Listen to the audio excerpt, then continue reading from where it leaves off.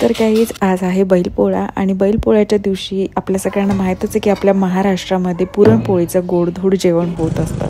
तर त्याच प्रकारे आमच्या घरी आज आहे पुरणपोळी आणि स्पेशल जेवण आहे.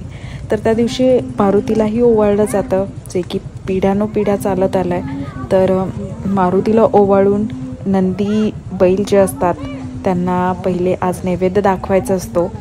तर येता येता आम्हाला नंदीलाही भेटायचं होतं आणि मग त्याच्यानंतर आमच्या घरी जे आहेत सगळेजण जेवण करणार होते.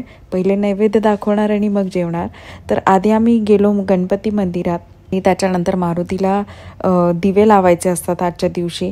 त्याच्या मागचं मला नाही माहिती आहे की दिवे का लावले जातात, बट दिवे लावले जातात. सो मी 11 दिवे बनवले आहेत आणि ते आता तेवतेत. तर दिवे लावायचे, मारुतीलाही नैवेद्य दाखवायचा, घरातल्या देवांनाही नैवेद्य दाखवायचा.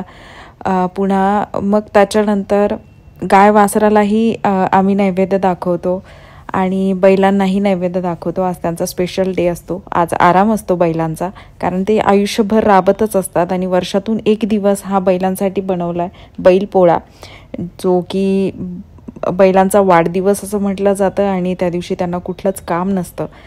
तर आज आराम करत असतात बैल. तर आता तर पहिल्यासारखं राहिलं नाही आहे. पहिले तर खूप बघायला भेटायचं आपल्याला आणि शेतकऱ्यांकडेही बैल असायचे कंपल्सरी, पण आता तर आताच्या सध्याच्या शेतकऱ्यांकडे बैलही नसतात. तर खूप क्वचित आपल्याला बघायला भेटतं. आणि आज तर मी बघितलं की कॉलनीमध्ये बैल ही एक अशी गोष्ट झाली आहे की कॉलनीमध्ये नंदी येऊन फिरवतात. म्हणजे ते आजकालच्या मुलांना इझिली बघायला नाही भेटत. सो स्पेशल असा सजवलेला नंदी पहिले आपल्याला पूर्वी बघायला भेटायचं, कारण की आपल्यासाठी खूप नॉर्मल होतं ते.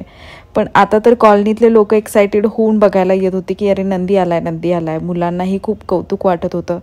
तर दिवसेंदिवस गोष्टी बदलत चालल्या आणि आजही आम्ही तसंच बघितलं, विराटला दाखवलं आणि विराटने खूप एन्जॉय केलं. देवदर्शन करण्यासाठी आम्ही तपोवनात आलेलो. तर हे तपोवनातलं तुम्ही बघता, इथे शूर्पणखेचं नाक कापलं होतं लक्ष्मणाने असं बोललं जातं, म्हणून नाशिक नाव पडलं आहे. तर हे मी तुम्हाला आधीही सांगितलं होतं रीलमध्ये. तर हेच ते ठिकाण आहे जिथे लक्ष्मणाने शूर्पणखेचं नाक कापलेलं.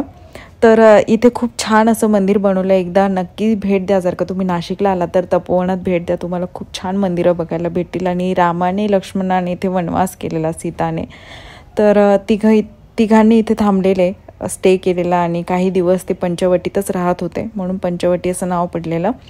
तर खूप गोष्टी आहेत इथल्या, खूप कहाण्या आहेत नाशिकच्या.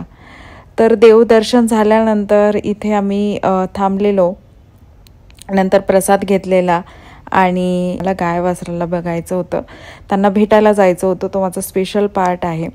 सो हे सगळं झाल्यानंतर आम्ही चाललो आहे गाय वासराला बघण्यासाठी. आणि एक गाईचा गोठा आहे जो आम्हाला म्हणजे खूप दिवसांपासून आम्ही तिथे जातो. काही नैवेद्य दाखवायचा असला किंवा वासरांची आठवण आली तर विराटला घेऊन मी तिथे जात असते, कारण एक वेगळाच वाईब मला त्यांच्याकडून भेटतात.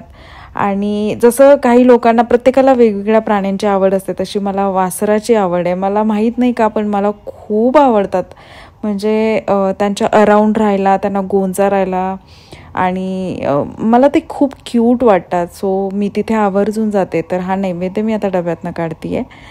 आणि खूप अंधार होता तिथे, थोडा आउटसाईड एरियामध्ये येतं, पण खूप खूप शांत वाटतं. असं वाटतं की जणू मी कुठल्या विलेजमध्येच आले आहे. खूप खूप प्रसन्न वाटतं. आणि तिथे एकदम विलेज टाईपच होतं, म्हणजे कुठे साईडला जास्ती घरं नाही आहेत, काही नाही आहे. थोडा आउटसाईड तपोवनातच आहे, बट आउटसाईडला आहे. आणि हे नुकतंच जन्मलेलं वासरू आहे, म्हणजे 7-8च दिवसांचं आहे. ते माझ्याकडे याला इतकं घाबरत होतं ना, म्हणजे घाबरतात वासरं. त्यांच्यासाठी मी नवीन होतं, त्याच्यासाठी खूप. सो मी त्याला पहिले तर थोडंसं कम्फर्टेबल केलं, थांबले त्याच्याकडे आणि मग हळूहळू त्याला गोंजारलं. आणि बोलतात ना की प्राणी, फक्त कुठलाही प्राणी घ्या, प्रेमाचा भुकेला असतो. सो त्याला मी प्रेम दिलं, गोंजारलं आणि मग ते हळूहळू माझ्याकडे आलं. आणि मग त्याला कळलं की अरे ही तर आपली फ्रेंड आहे. सो थांबलं ते माझ्याकडे आणि मग मी त्याला गोंजारत होते. विराट पण बघत होता आणि किती क्यूट, किती मासूम असतं. म्हणजे त्याचा चेहराच बघा ना, किती मासूम वाटतं. एक वेगळ्याच वाईब येतात जेव्हा आपण गाय वासरांच्या सराउंड असतो ना, खूप प्रसन्न वाटतं. सो तिथे बराच टाईम आम्ही स्पेंड केलेला, बराच वेळ थांबलो आणि विराटनेही गोंजारलं त्याला, जे की विराटची एक्साइटमेंट दिसते तुम्हाला. तर थांबलो तिथे आणि नैवेद्य दिला, खाऊ घातलं आणि मग त्याच्यानंतर आम्ही घरी यायला निघालो. कारण की घरी येऊन पुन्हा सगळ्यांना जेवायचं होतं, लेट नको व्हायला, 8 वाजले होते. सो त्याच्यानंतर आम्ही नंदी बैल जे आहे ते बघितले येता येता आणि तिथेही थांबलेलो, त्यांनाही नैवेद्य दिलेला आणि हे कॉलनीमध्ये फिरत होते.